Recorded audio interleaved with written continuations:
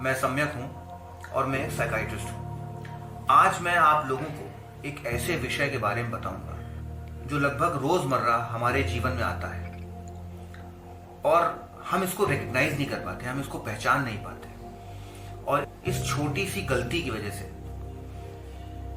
अक्सर हम बहुत एक तनाव की स्थिति में आ जाते हैं। अब वो है क्या?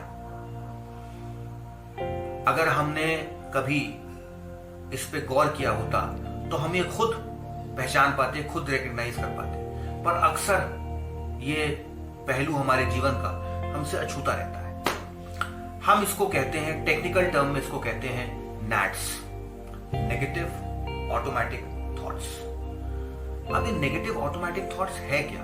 नैट्स है क्या?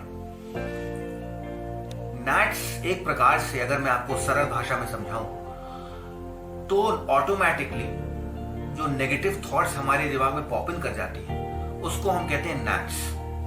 अब नैट्स को एक सरल तरीके से समझाने के लिए मैं आपको एक उदाहरण देता हूं, एक एग्जाम्पल देता हूं जो हमारे जीवन में रोजमर्रा हुआ है और आगे भी होगा, पर इस इवेंट की वजह से कंटिन्यूअस नेगेटिव थॉट्स में आ जाते हैं और अपने को विदाउट एनी एविडेंस स्ट्रेस में ले आते हैं। अक्सर हम लोगों के साथ ये होता है कि हम किसी चौराहे पे खड़े हैं या कहीं जा रहे हैं तो हमारा कोई जानने वाला या हमारा मित्र सामने से आ रहा है और हमने उसको आवाज दी, उसको बुलाया, लेकिन उसने सुना नहीं और वो गुजर गया। अगर मैं आप लोगों से पूछूं कि अगर आपके साथ ऐसा हुआ है, और मुझे लगता है हुआ ही होगा, तो आपका क्या रिएक्शन होगा इस सिचुएशन में? मुझे लगता है मैंने कई बार अपने मोटिवेशनल स्पीचेस में जिन लोगों से मैं बात करता हूं उनसे अक्सर मैं ये एग्जाम्पल जब पुटअप करता हूं तो 9 आउट ऑफ 10 इंडिविजुअल्स एक ही रिस्पॉन्स देते हैं। वो कहते हैं कि मेरे मित्र ने या मेरे जानने वाले ने मुझे इग्नोर कर दिया। अब ये थॉट है इग्नोरेंस का कि मुझे इग्नोर कर दिया, ये कहां से आया? इसका कोई एविडेंस तो है? ये आया हमारे दिमाग में ऑटोमेटिकली पॉप इन किया और ये नेगेटिव थॉट था। तो negative automatic thought which is nits. अब बात यहीं तक नहीं खत्म होती। इस नेगेटिव थॉट को कि मेरे फ्रेंड ने मुझे इग्नोर कर दिया, हम इसको लेके आगे जाते हैं और अपने घर पहुंचते हैं।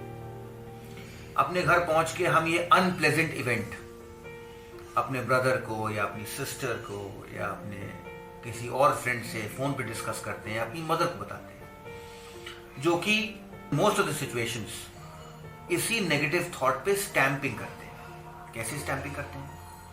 स्टैंपिंग यूं करते हैं कि जब आपने उनको बताया कि माँ या भाई आज मुझे अरुण सड़क पे मिला था और मैंने उसको बुलाया लेकिन उसने मुझे इग्नोर कर दिया, उसने मेरी तरफ देखा तक नहीं, उसमें से अक्सर लोगों का जवाब आएगा, भाई तुम ही उसके पीछे पड़े रहते हो, अक्सर फोन करते हो, तुम ही उसके घर चले जाते हो, वो तो तुम्हें इतना वैल्यू करता नहीं है।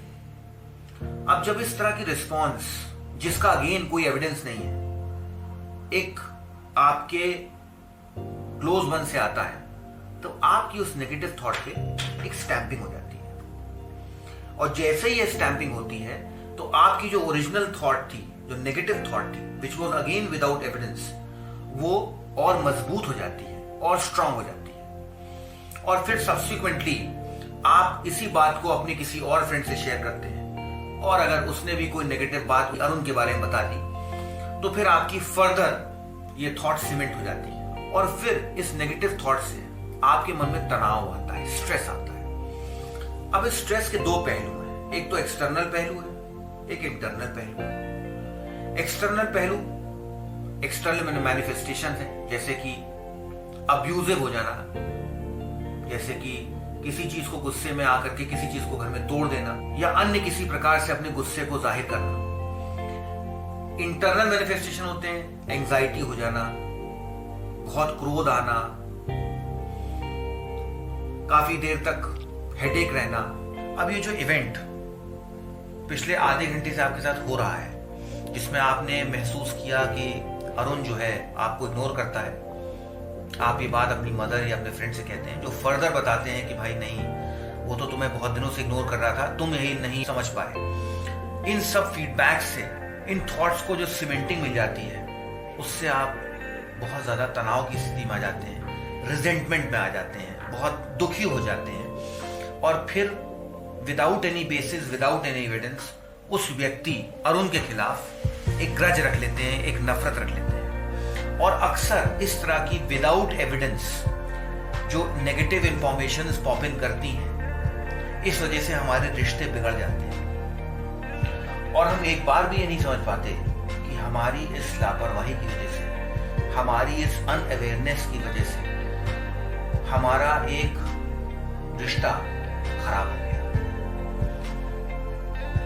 हो सकता है अरुण उस वक्त किसी काम में बहुत बिजी हो, उसके मन में कोई थॉट्स चल रही हो, और वो कहीं उन्हीं थॉट्स में फोकस होकर कहीं जा रहा हो, जानबूझ के नहीं, पर may be because he was focus somewhere else, तो वो आपके उस सिग्नल को, उस आवाज को रिकॉग्नाइज नहीं कर पाते। और अक्सर हम लोग ये पाते भी हैं, जब हम अपने उन मित्रों से दोबारा पूछते हैं कि भाई उस दिन मैंने तुम्हें पुकारा था, तुमने सुना नहीं, तो वो आप पाएंगे कि वो अक्सर कहता है कि नहीं यार, मैं सुन नहीं पाया, I was busy in something, और मेरी ऐसी मंशा नहीं थी, लेकिन शायद तुमने बुलाया और मैं ना सुन पाया। तो मेरा आप सबसे बस यही एक निवेदन है कि अवेयर रहें और ये देखें कि आप किसी भी सिचुएशन में बहुत जल्दी उस सिचुएशन को जज ना करें, नहीं तो ये नेगेटिव ऑटोमेटिक थॉट्स आपके दिमाग में बहुत इजीली पॉप इन कर जाएंगी, जिसकी वजह से आपके अच्छे भले रिश्ते खराब हो जाएंगे। नमस्कार।